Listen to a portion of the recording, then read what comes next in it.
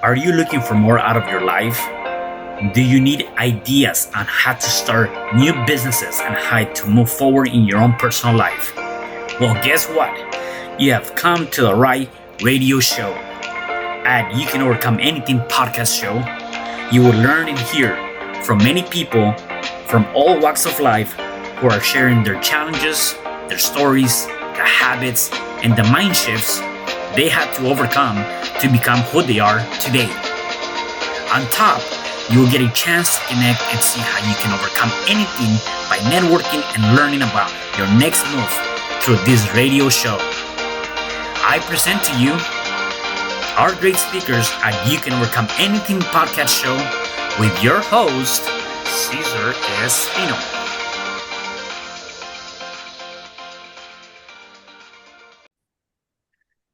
Hello there, and welcome back to another episode of You Can Overcome Anything podcast show. It is your host, Cesar Espino, and I am here with a special guest. He is a distinguished business coach and serial entrepreneur with over 40 years of experience across diverse sectors, including accounting, IT, and oil and gas. He founded a multi-million-dollar company serving clients in 80 countries, including Fortune 500 firms and top hotel chains. A visionary leader and a sought-after speaker, he excels in coaching and inspiring professionals to achieve extraordinary success, blending business acumen with mentoring expertise. His deep ties to Vietnam and extensive certifications underscore his dedication to innovation, transformation, and global impact. It is my pleasure to introduce you, Rick Yvanovich. How are you, Rick? Hi, Cesar. Thank you very, very much for such a long and slightly embarrassing No, introduction. you done a lot of great things, and that's amazing, and definitely, I think it takes time to be able to get to that level and really put things together, right? And I think that's one of the things that we as people are always striving for. Nevertheless, it didn't start there. So tell me a little bit about your upbringing and where you're originally from. Okay, originally, I was brought up in the UK, in London, or actually south of London. I think it's part of London now. That Yeah, was a long time ago. got you. Yeah, we're not dating Uh, yourself for sure. Yeah, that's good. We won't go into that. And so yeah, I was brought up there and went to school there, and then I actually left the UK in 1990 Okay. when I was working for an oil company, and they first moved me to China, and then they moved me to Vietnam. Ah, And I've lived on and off in Vietnam since 1990. I've recently relocated back to Switzerland okay. about 18 months ago, and that's where I'm speaking from today. Wow, that's very recent. Then that you. I mean, considering that you've been on and off in Vietnam, so Mm. there's this idea, right? And obviously you've gone through this journey, right? There's this idea of I want to be this type of person, or I want to do this type of impact to the world when I grew up. What was it for you growing up? Like, what was that one thing you wanted to do growing up before you got into college or university or things like that? Um, it's a good question. There wasn't a one thing, Okay, and I never got to university. got it. Okay, got it. Uh, so I could say, yeah, I was a straight A student, and then at the end, when you get to those big exams, they didn't go so well. Right, right, So exactly. that was whereas my entry card to university that didn't really work.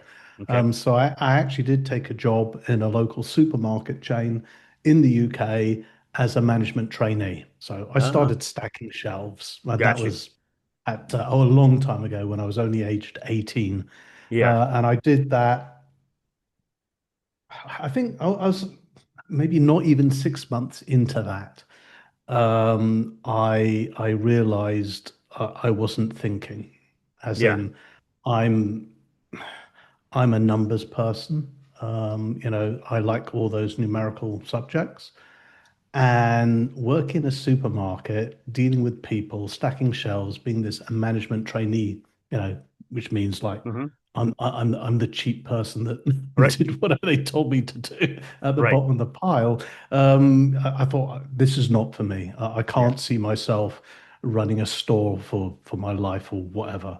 Yeah. And so I don't know what triggered it, Yeah. apart from although I was having fun to an extent, because I was actually earning some money. It wasn't that difficult a job. I didn't find it that difficult.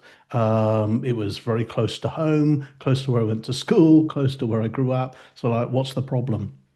Um, However, I really wasn't using, I don't think I was using my brain, or I didn't think I was. And I came to a decision that I wanted to become an accountant, and I have no Hmm. idea Yeah. why. Yeah. I Exactly. yeah, I mean, I'd never thought of it before. Yeah. And I just decided to do that. So, I quit. I went to accounting school. And then I started working my way up the accounting ladder, with a junior accounting position in an audit firm. And then that was really boring. So I switched to a brewery, which is far better because they gave you free beer at lunchtime. Yeah. That's awesome. So That's sort of a definitely a good way to keep you around. Absolutely. I don't think they do it these days. Yeah. And then I worked my way up there, hopping from company to company as I was moving up the accounting ladder. And that's where, I'd gone from a brewery, I went into defense electronics, made things that go bang. Then, I even went into real estate development, Hmm. and then eventually, yeah, it was oil. Oil. It was gas. That was the last and you're still doing that right now, or that's something that you That's what I did up until, that's what moved me overseas. Oh, I forgot technology. I was with the technology. tech, I was Yeah. a tech company as well, Yeah. and then real estate, and then oil. It's a lot of companies. So we may complain. I'm not one of those people who complain that, hey, these young folks, they keep jumping jobs, Right. Yeah. Well, because right. I've done that. Right. And there's something that, to be said about that. I think and I want to get your opinion. Um Statistically, there's some stats, and I don't know exactly what they are, to be honest with you. What I do remember is though that every 10 years, people tend to reinvent themselves. It could be somewhere outside of their industry, and or something within their industry, but in a different level or different position, right? And so every 10 Mhm. years, people tend to do that. And that helps not only evolve you as a person, but grow as a person versus staying in the same place stuck, right? And so whether you're moving from Mhm. one sector to another sector, I think that's part Mhm. of that growth, and that is part of that thing that you want to do and accomplish, right? Yeah, absolutely. I mean, I don't know what the number is. Hmm. I don't think it's 10 years. That's not how I see it. And I also don't see it as that, like, hey, every decade you need to reinvent Right. yourself, because I don't think it's milestone like that. My belief, or one of my core values, my second core value is Kaizen, Mm. which is that Yep. Japanese philosophy, but I've slightly twisted it. We know it's constant improvement. So Right. yeah, I employ that in my companies. We have Hmm. Kaizen. We're always tinkering. How can we make it better? But I reflect it back on ourselves. I want people to reflect it back on themselves and see it as lifelong learning, or what new thing are you going to learn today? Right. You've got to learn something new every single day. So learn something new, add to your skill set, and then what you're constantly actually doing is improving yourself. It's a journey, Right. and that's why I don't subscribe to that every 10 years. And just Yeah. you know by the fact that you are trying to learn something new every day, trying to improve and stretch yourself all the time, you are changing constantly. You might not actually see it, you might not notice it, but some folks around you will definitely notice it. Yeah. Yeah. That's And then along those lines, I mean, one of the things that I have here too about you is you had to essentially learn on how to let go time and time again, right, in order to become, Mm, right?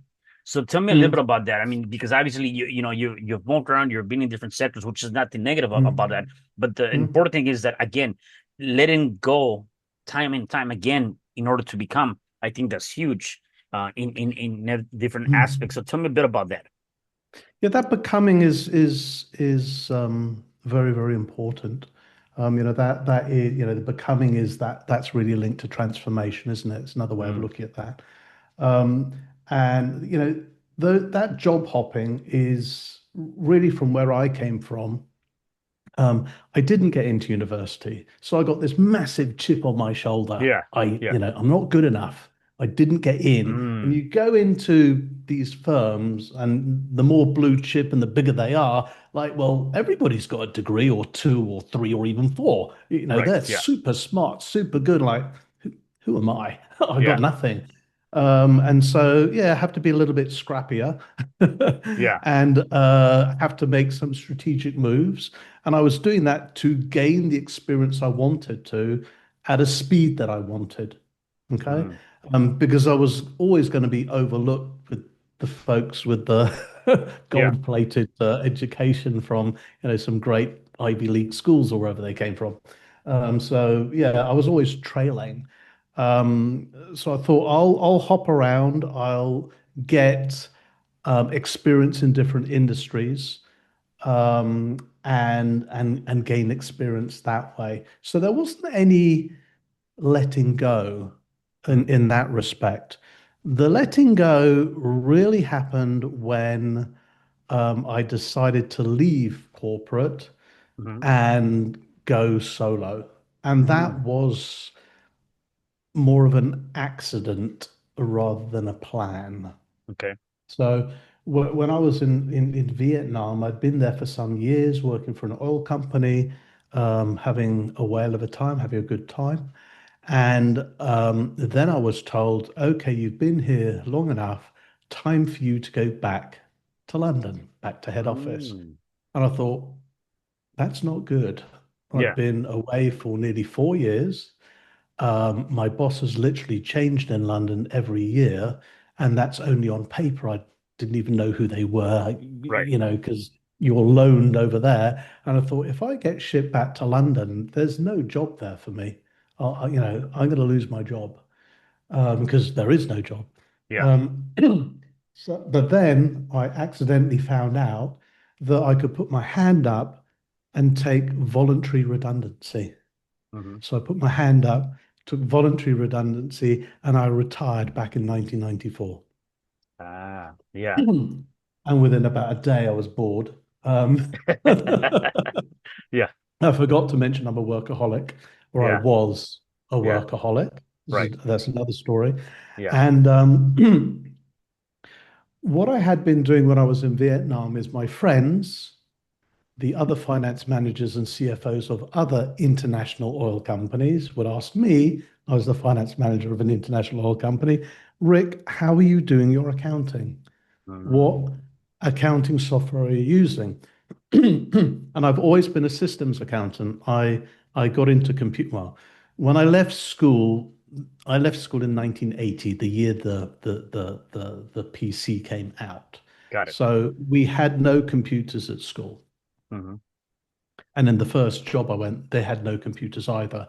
It wasn't until my second job that they had a computer, a Tandy thing like with yeah, about, well, with like, you got more power on your phone than you have on those computers. yeah, MS-DOS Um, or Windows 3.0 or whatever that might have been. no, it was MS-DOS and Okay, VisiCalc. yep, So none of this Office stuff, none of this Microsoft stuff. And in yeah, fact, I was actually on um, a company project team, which we were looking at systems. And, I remember being in a room with these very, very, all the way up to director level. And this is a listed company. And we're looking, should we invest in this Windows software and this Lotus yeah, stuff? yeah, It took months to make that decision. These right, days, like you buy it for zero, right? yeah, For a few exactly, bucks. It's really funny. Anyway, um, I'd always been into systems. And in the few years I'd been in Vietnam already, my friends had asked me, what am I using? I'd hold up the box with some floppy disks and I said, this thing. Mm, And they'd come back a month or two later and says, hey, we have a box with these things. What am I supposed to do with it? mm. I go, okay, tell you what, buy me a few beers and I'll set it up over the weekend. Right. So Yeah. that's what I did. So I had accidentally set up the accounting system for multiple international oil firms in Vietnam for free for Yeah. some years. So the vendor said, Rick, you're leaving. Why don't you become a distributor and carry on doing the same thing, Hmm. implementing these systems? I didn't really know what they were talking about, but I signed anyway, Yeah. became a distributor, contacted my friends, say I can do this officially, and it just carried Just on. yeah. And one of the things about oil, especially oil exploration, is that back in those days, you get posted somewhere like Vietnam for a couple of years and then they'd move you. Mm. So my friends started to move to another country, to India, to Africa, to wherever they were sent to. And then I get a phone call. Hey, Rick. Yeah, hi, how you doing? You know that system that you put in Vietnam. Can you come over here and do the same thing? Okay, sure, I'll be on a plane, I'll go there. And so that's what I started doing. And it Yeah. grew and it grew and it grew and it grew. And I think this will be year 32. We're still at it. Wow, that's huge. That's amazing. There's Mm, a couple of things that came to mind that I think are critical, especially right now with everything going on, right? And with I think with the technology, society, different factors, mhm, as you mentioned, back in the day, back in 1990, even mhm, before that, we didn't have a lot of things that we have now. The first thing that mhm, comes to mind is number one, you've been very successful. You've been able to do a lot of different things throughout your trajectory of your journey. And so the idea of school is not for me, or that's something that still our society keeps pushing onto students or kids to, hey, go to school, get a good education, get a degree, and then go and find a good job, right? There's nothing mhm, wrong with that. Definitely, I think I'm not bashing that for no by no means, but I also believe that there's the other path that a lot of people have taken. That even you were kind of part of that path, where you didn't graduate, you didn't go to school, you didn't really go that route, and yet you became very successful. So there's this idea of, well, that's not for me. Like those people must have, something where when they were born, right? I gotta go to school. I gotta mhm, go to that path. What is mhm, your opinion on that? Because obviously you've been very successful and in taking a different path and approach. Because even back then, and I know it was for me too. It's like if I didn't have a degree, I had to go back to school, right? And then I had the degree, and then I come back to the job. Like, well, you don't have the experience. It was always one or the other, right? I couldn't do it, you know. mhm. Well, I mean, I guess when you get older, we realize and we look back, Yeah. um, we realize there are two things that you do need. Um, one of them is the knowledge, Yep. okay? And the other one is the experience, okay? Now, to achieve both of those, there's more than one path. So, the fact that I didn't get into university, um, gave me the mindset that I had to prove myself. Mm. I had to work harder. Friends of mine, we had gone to accounting school together. All right. Some of them had degrees, Yeah. some of them didn't. And other friends of mine who just went straight into university, I could see the trajectory that they were having, and they were on a similar path to mine, except they were years ahead Mm. because it's like the university degree gave them that jump start. And I had to get to a certain level of knowledge in order to catch up. So I was always in catch up mode, which is why I jumped around to get the little jump, to get that promotion, to get me that additional experience, rather than be in one place and get, many, many years of the same experience. I went out to get varied experience. Um, and yes, you do need both. Um, could I have achieved what I achieved if I'd got into university? I'd say the answer would be yes and no. I think yes, I would gain the knowledge. But would I have that mindset that I need to keep proving myself? Right. Um, and I didn't even know that I had that as a bit of a chip on my shoulder. I didn't even realize that that was the thing that was driving me. It was actually pointed out to me when I took on, a coach. I have a core coach. We can talk about coaching as well. Yep. I have my own coach who's been coaching me now for near on 3 years. And so it was only about 3 years ago that it was pointed out to me that I'm actually a super achiever. Yeah. And I thought, I haven't achieved anything. Yeah, that's exactly what came to mind.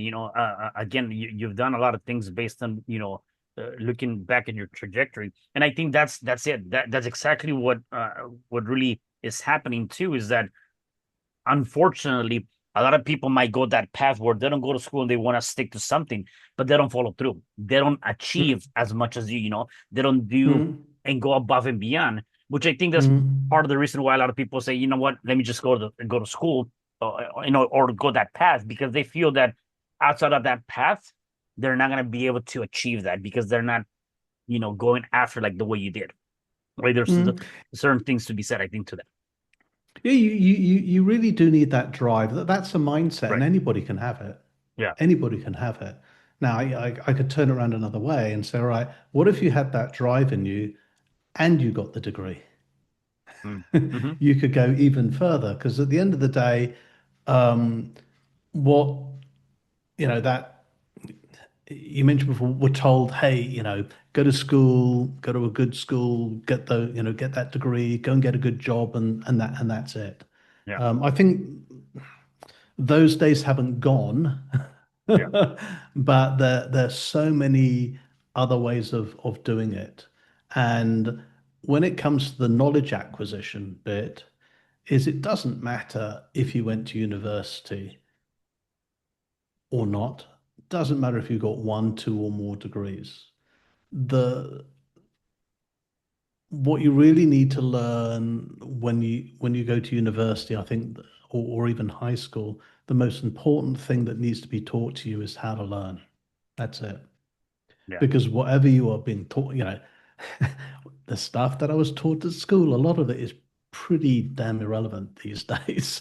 Right. Um, and even at university, a lot of the stuff taught in universities, by the time you graduate, how long is that knowledge really going to last you? How fast is it going to become out of date? And depending on your subject, it can come out of date very, very quickly. Well, I remember a talk that was given by LinkedIn, and this is probably more than 5 years ago, closer even to 5, 7 years ago, something like that. And they're saying like all the knowledge you have today will probably be out of date in 18 months. And they Mm. said that more than 5 years ago. Yeah. Today, Oh, it's a lot stuff that we faster. know today is it's going Yeah. to be out of date by the end of the year. Hmm. So if you don't know how to learn, if you're not acquiring more knowledge and more skills literally on a daily basis, Right. oh, you're going to get left behind. Now, I don't mind, now if we're going to be really nasty and selfish, I don't mind if people don't want to acquire knowledge Right. Yeah, of because course. it means that if you do, guess what? You're moving ahead and they're relatively moving behind, aren't Right. they? Yeah. Not everybody wants to do it, and not everyone else is sort of feels motivated or gets turned on by learning new things. I'm just one of those curious people. I Yeah. want to know how stuff works, and I want to know how to do stuff. I don't want to be reliant on other people. But Right. that's related to the how do you let go? Because you Mm. can't know it all. Yeah. And that's the hardest thing that I've had to learn. Got it. Okay. No, that makes sense. The other thing too that you talked about is, again, it was, as you said, by accident, to an extent. Hey, you got to go back to the UK, or Hmm. there's nothing else here for you. And I normally tend to refer to it as, the leap of faith. You're taking a leap of faith in you, right? To say, okay, well, Mm, I can either I'm not gonna have a job going back with this company, but I can go out and put on my resume and start looking for a job, right?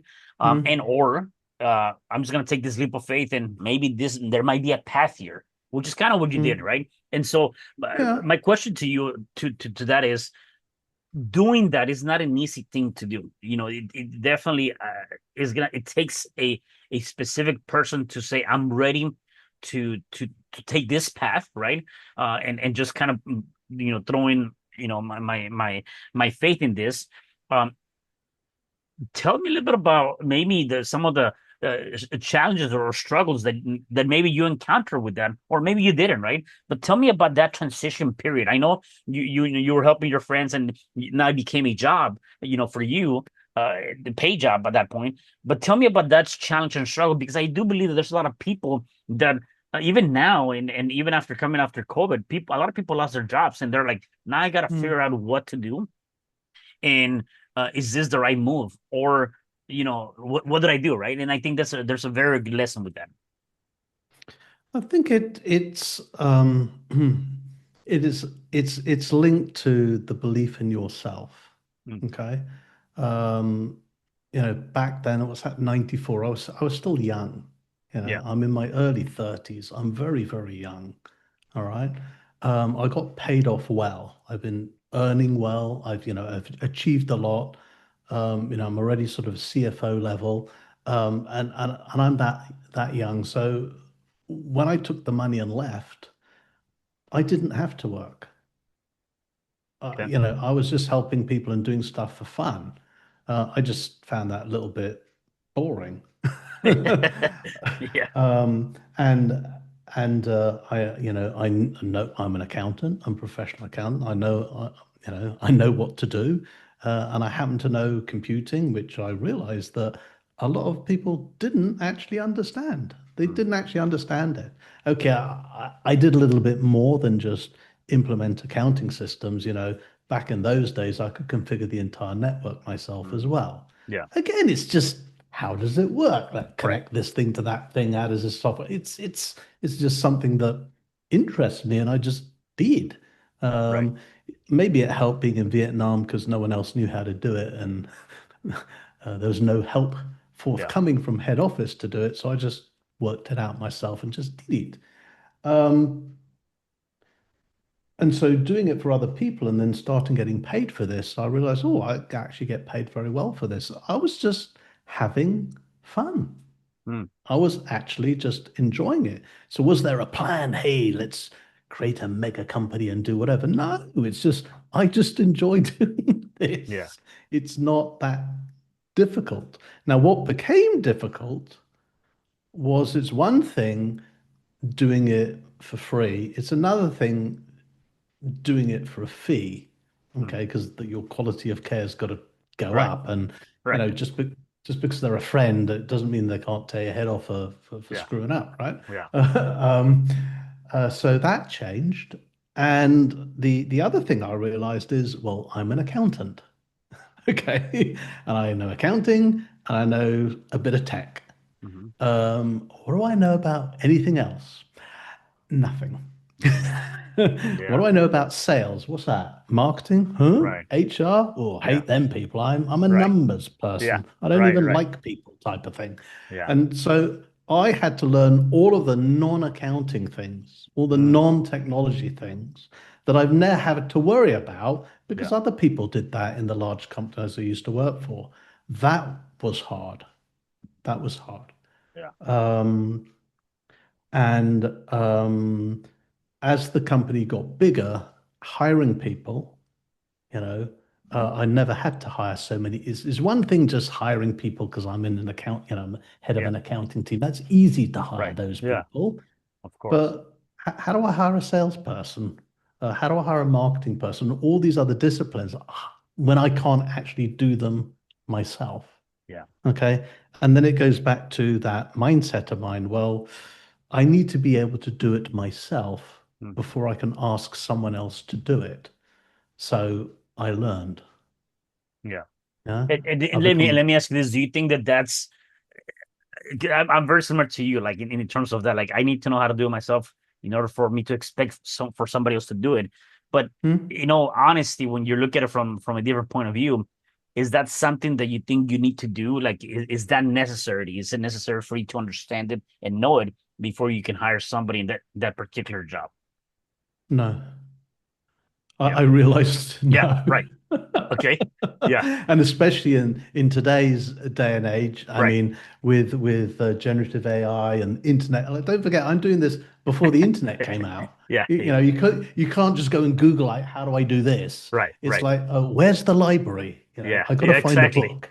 You Yeah. know, and I'm in a foreign country, so they don't have the libraries with the English books. So Yeah. none of that was available. So you had to find it out a different way. So it's calling up a lot of friends, other people, learning from them. So, becoming, turning myself from that introvert person who I am as an accountant Hmm. to now having to go out and network, meet people, try and find out how to do stuff because I don't know how to do it. I can only learn it from these other people. So I did a lot of that. And then it was a godsend when the internet came along and we could start looking at stuff. Hmm. Um, but so back then it was, hey, yes, I better learn how to do it myself before I hire a person because I couldn't see any other way of really doing it. Today, I think it would be different. I mean, you Yeah. can go Google it, you can chat GPT it, and you'll get a whole encyclopedia telling you what to do. Right. So in that respect, there are even less barriers Nowadays, for sure. Yeah. to allow people to do it. Yeah. On the other hand, the fact that I had to do it um, is good for me. It's probably bad for everyone else. Well, I learned it, Yeah. No. and we didn't have all of this, you know, internet stuff to help us, and I still learned it. So, what's your excuse? Yeah. Yeah. I get it 100%. You talked about something that I think we all need, and that's a coach. And you say you got somebody about Mm, 3 years ago. What was the mm, reason you got a coach? And what are some of the mm. things you've learned through this journey of having a coach? Well, the real journey started back actually 7 years ago. I was still in Vietnam and I came across an advertisement on some training on coaching and mentoring. And I read it and it sounded interesting, except I thought, it's so long. I can't spend more than a week on this. There's no Hmm. way I Yeah. can do that. But then I worked out I could just join the first day or two and then take it from there. So I did. And that's when I really understood what coaching and mentoring was, and realized I've been doing it for rather a long time. I just didn't call it that. I called it training. Hmm. Um, as so I fell in love with it, did the whole course, and that started my certification, yet another certification journey Got you. Yeah. around coaching and mentoring. And I really heavily got into the coaching. So yeah, I've done all of that, done the ICF, got my PCC, blah blah Hmm. blah, and I just went on and on and on. And but during that journey, realized that if you coach, you ought to have a coach yourself. You know, all coaches have coaches. Yeah. So I went out and got a coach. Yeah. Got it. Yeah, Uh, for and sure. and just like I would coach a person, and what in that coaching relationship, what the coach is going to help you see is what you can't see. Hmm. Right. They're going to help uncover and maybe surface some of your blind spots, some of your weaknesses, because your blind spots are your weakness because you don't even know you've got it. So why would you be doing anything about it? Right. But you're blind to it, you can't see it. Um, I find that my coach and the coaches that I've had, and I've got more than one coach, helps uncover that. Or if I hear someone say something, maybe they can reframe it a bit and say, yeah, Rick, I've noticed that you do this. Yeah. Okay. Yeah, really? I didn't think I did that. Right. All right, let's dive deeper and dig into that because that's maybe something I want to change or I want to address. Okay. Um, And so that journey, which started back then, has really strengthened my view around people development. Mm. Because even before that, I mean, the company, I started the company with, one man, me, and a dog, even though I didn't have a dog. So it was me and a dining room. Um, and we're a little bit bigger now. I think we're about 500 people. Wow. Yeah. Okay. During that journey, I realized when I hit about 10 people, and we got to 20 people, we got to 30 people, that's when I thought, I need to know more about people because I, Yeah. People skills for sure. Yeah. I, I, I didn't think I had the people skills. I'm an accountant. Yeah. Yeah. Yeah. And I lead with tech. Everything is logical. I'm very formulaic. Yeah. You're I'm zeros and systems ones. driven. You're zeros and ones. Yeah, yeah. Yeah. And people are not like that. And I thought, oh, this is not good. And after sort of doing some bad hires, I thought, how am I supposed to hire and interview people? How do I do this HR thing? What am I going to do? What am I going to Yeah. do? Uh, and I accidentally, or maybe it was whatever, um, came across, I did something online, and they were using that as a hook, good marketing hook, and they reeled me in. And I was introduced to the world of assessments or psychometrics. Mm. And all the big companies used it back in the day, and most companies should use it today. Um, and that's all about, you take that assessment and they're really measuring you, finding out on a consistent basis how you compare to what they are looking for. Or the way that I look at it as if, since we're all unique, you take one of these assessments and it gives you your unique shape, whatever it is. You're a square peg, whatever you are. Right. And the job they're trying to fill is a hole, like the children's game, put the peg in the hole. So the square peg goes in, guess what? The square hole. All Mhm. right. And so what it opened my eyes to, I said, great, there's a formula to people. Yeah. So if we assess people and we've assessed the job, we can put the right people in the right job. Okay. Hmm. And obviously, there's never a perfect fit. The right assessments teach us what the gaps are. So Hmm. someone might be too much this way or too much that way for that job role. How do we manage them? How do we grow them? How do we make them the most effective for that role and for that individual by understanding how they are? How do we grow them? How can they maximize what they can do based on who they are? So I did that. I started that about 15 years ago. And about 10 years ago, I think it was about 10 years ago, a group of us, we went and built the Better Mousetrap and we built our own psychometric system, Oh, that's awesome. which we're also doing it. And that's really, really helped us scale because it helps to understand people. Um, and so to me, we use those things. I also use them to show people who they really are because it uncovers things about themselves they don't actually know. And as you know more about yourself and how you react and what your behaviors are, you can also get the right coaching and training because, I could be the way that I am and I am an introvert, Hmm. but if I'm going to have to sell, I need to be more extroverted. Okay, so how do I manage myself to be that? And I've had a coach can help me, and I've had coaches help me, but I can also self-manage myself.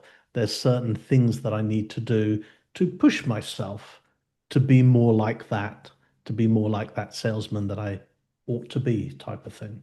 Yeah. So No, these are very, very, very powerful tools that are out there. And there are a lot of them out there these days, and they're getting smarter and smarter and smarter. yeah. Yeah. So a lot of the coaching is to definitely develop the 500 and plus people that you have in your company. A lot of that is along those lines to help them coach them and guide them to to get better, Yeah. right?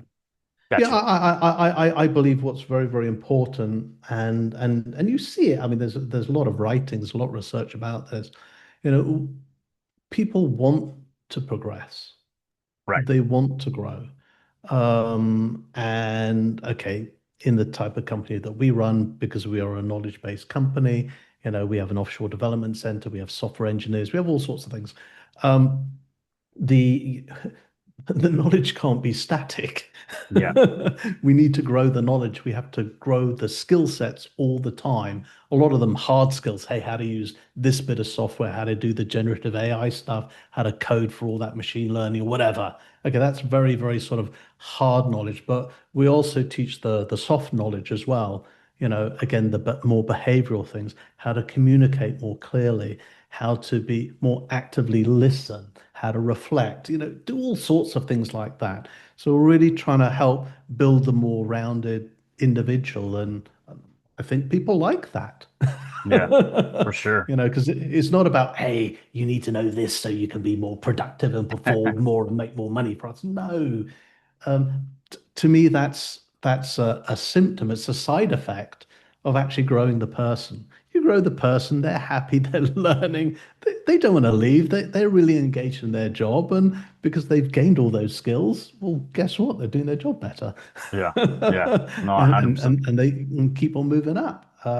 So that's always been my philosophy to do that, because again, as an entrepreneur, what a pain if you hire someone and they leave after a few years. You've got to Right. hire another one Yeah. and start again. And we believe from Retention. hiring, Yeah. from the ground up. So we Yeah. we hire new graduates or undergraduates. We bring them Mm. in and they're still with us after 5, 10, 15, 20 years. They're still with us. Wow, that's huge. That's amazing. So new year. What are some of the things you have in store for this year that you're trying to accomplish? Um, the I'd say I'm a little bit like Apple.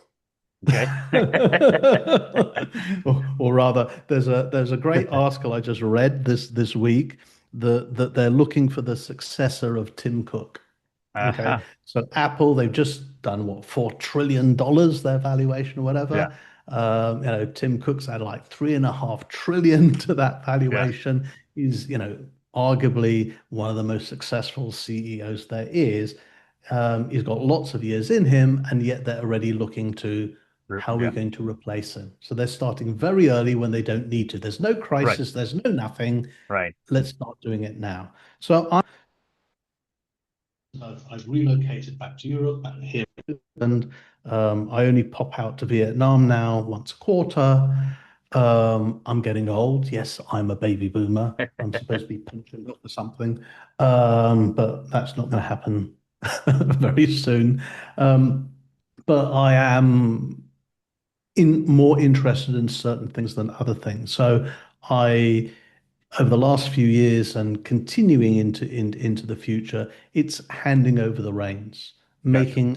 making the company less dependent on me, okay, creating other strong characters in the company, making sure that I've systemized it to death as I do, automated to death Hmm. as well, and really focusing on building in sustainability in the company.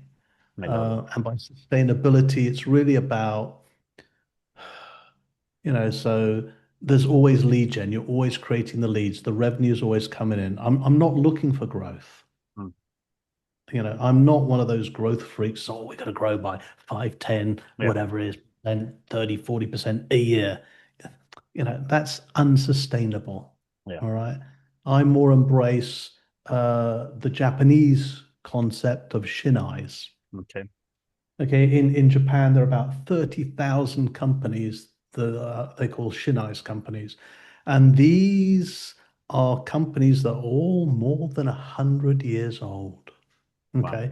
And it's the handing down, that tradesman handing down of that knowledge. And a lot of them were family companies. Hmm. But I've twisted it around and reframed it. I says, well, this is not a family company, but it's like a family. Hmm. We need to capture that organizational knowledge, my skills, my knowledge, and we need to pass it down to the next generation, like the existing people. Yeah. I'm really looking at Generation Z. Gotcha. Okay, Yeah. the there are probably about 40 to 45% of my current workforce. Within a couple of years, there'll be more than 50%. But they're I'm 30, 40 years older than them. I think different. They think different. Right. Um, how do I get them, you know, ready to run the company? Yeah. Makes sense. How do we pass all that knowledge down? Can we capture that experience and pass it on? This is quite difficult to do. It's, not just a hard skill. It's like, how do you pass on all those little tips and tricks that you will never find in the textbook? Yeah, Right. how Yeah. do you pass that on? So we're still trying to crack that one. Yeah. I'm sure you will get it. Uh, Yeah. but we will get there, and so yeah, it's all about doing that and building that sustainability, so I can quite frankly work less. Yeah. Um, Good. Good. so Good. that's one thing, and then the other thing that I'm doing is, if I stop the work, I would probably hate it. I need to do something, Yeah. intellectually. So what I've been doing is I've been building up my website, and I've set myself a target. Hey, can I monetize that and Gotcha. uh, pass my knowledge on that way? So Yeah. that's what I've also been doing. Okay. Good. Good. So how do people get a hold of you? How can they contact you, learn more about the things you have going on with your company and even beyond that? Okay, the easiest thing is to take my name, Rick Ivanovich, and Google it. Okay. Awesome. And you go, wow, this guy's got some fantastic SEO, Yeah. because I am top page on all over the place. Oh, Mainly nice. because I'm the only person on the planet with my name. Ah, got you. Okay. So it's a bit of a cheat. Shh. Yeah. Yeah. So my website is my name. You'll find me on social media if you put in my name. So everything It's your name. very Everything is in my name. All Yeah. right. So that's the best way to find me. On social, I'm probably more on LinkedIn than on anything else. Okay. Or as I said, go to my website. Yeah. The other things that you can find me on, or things I've been playing with AI. So I'm going to actually just I popped it into the chat for you. Yep. Okay. I've been vibe coding, and I built an app as part of an AI course that I was on last year, the end of last year. And I took one of the chapters in my book. I wrote this book, Business as Unusual, in Oh, English or in yeah. Vietnamese, whatever language you want. Yeah. Um, and one of the chapters is about the Tower of Self, and that's about self-confidence, self-efficacy, self-worth, self-value, and self-motivation. So I built this Tower of Self, with Vibe Code, and it will help improve your self-confidence, Hmm. your motivation, your self-worth, and your self-efficacy. Gotcha. Awesome. And your books too, they can find them on Amazon. You can find it on Amazon, Barnes and Noble, all Any books. sorts of places, all Gotcha. over the place. You'll only find it in physical bookstores in Vietnam, Got it. Okay. in Lhasa, and it's in about 40 or 50 bookstores, Yep. and it's in about, I think, half a dozen university libraries now in Vietnam, Oh, as I wow. do my Awesome. university book tour. Yeah, I love that. Awesome. Well, great, great, great. My last question for you, Rick, is Hmm? for the people that are watching us and listening to us, if they're going through any challenge, whatever challenge that might be, what is one thing you can say to them so they can start overcoming that challenge? Okay. Um, I want to leave everybody with this thought, Hmm. not just those people, but anyone listening. We are not participants, or just participants, in this ever-changing world that we're in. Consider yourself an architect, shaping the course of your own life, your own career, and the world around you. And so I encourage you all to embrace change, but try to define the change, make those conscious choices rather than just adapt and react to it when something hits you. Be the catalyst in your own business as unusual world. And remember that becoming, that transformation begins with you. All right. And so for all you people, I'm really eager to hear about your journey because you're all unique and you all have a fantastic, unique story. All right. So please reach out to me or to you, Cesar, Yes, and share that story. Please connect to me. I'm happy to speak to anyone. I So love that. Cesar, I really am very grateful to you for allowing me to come on your show and to Twitter on about all sorts of stuff, Yeah, having me on your podcast today. It's been a really fun and yeah, enjoyable conversation, and I really hope all the listeners have enjoyed it as much as I have answering your question. And yeah, to all listeners, again, I really, really appreciate your time and attention. As Cesar and I have been talking. It doesn't matter if you've gone to university or not. It really doesn't matter. Just go out there, learn stuff, get that experience. I appreciate your time. Reach out to us. Let's have another conversation. yeah. I Thanks again, love that. Cesar. Thank you again, Rick. Thank you again for sharing this space, and I really appreciate you being on the show. So thank you once more. And for the rest of you guys, like Rick said, please reach out. Do me a favor. Make sure that you guys are sharing this podcast because I know that somebody definitely needs to hear this message. And go ahead and check out Rick. Go ahead and Google him. Go ahead and connect with him on LinkedIn or Google his name and get his books. And beyond that, I will see you guys at the next episode of You Can Overcome Anything podcast show. Thank you so much.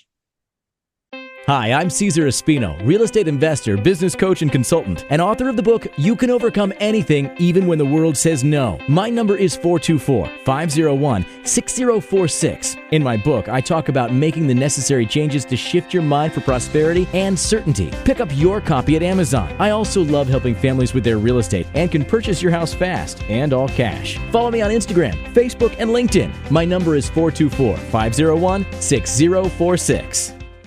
Thank you for having me today. I am so glad you've tuned into this podcast. You can find me at your favorite podcast platform where you can like, subscribe, comment, and share.